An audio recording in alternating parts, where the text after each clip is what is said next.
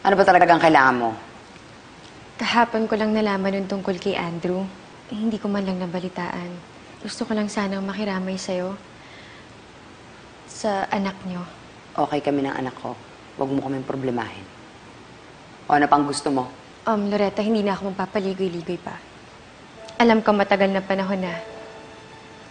Gusto ko lang sanang malaman kung saan niyo tinapon ang abo ng anak ko.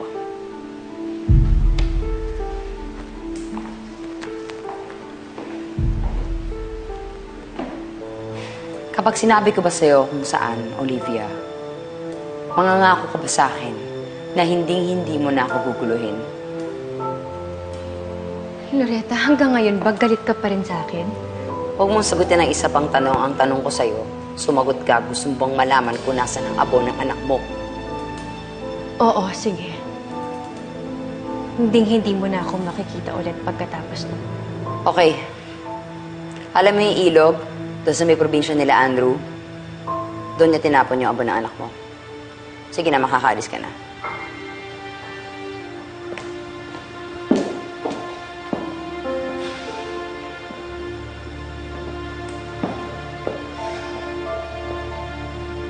Salamat, Loretta.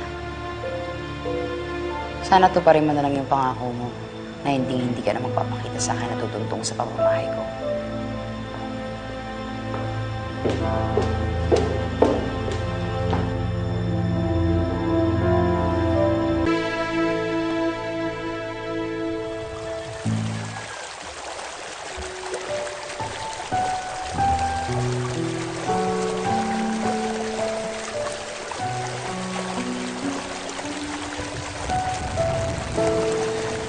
Anak, sorry kung ngayon lang kita napuntahan. Huwag ka sanang magtatampo kay Mommy. Hindi ko kasi nun matanggap na wala ka na. Pasensya na kung naiwan kita. Alam ng Diyos kung gaano kasakit na mawalay ka sa akin. Hanggang ngayon, nalulungkot pa rin ako tuwing naaalala ko yun. Patawarin mo rin ako kung hindi ko pa rin masabi sa daddy mo ang tungkol sa'yo.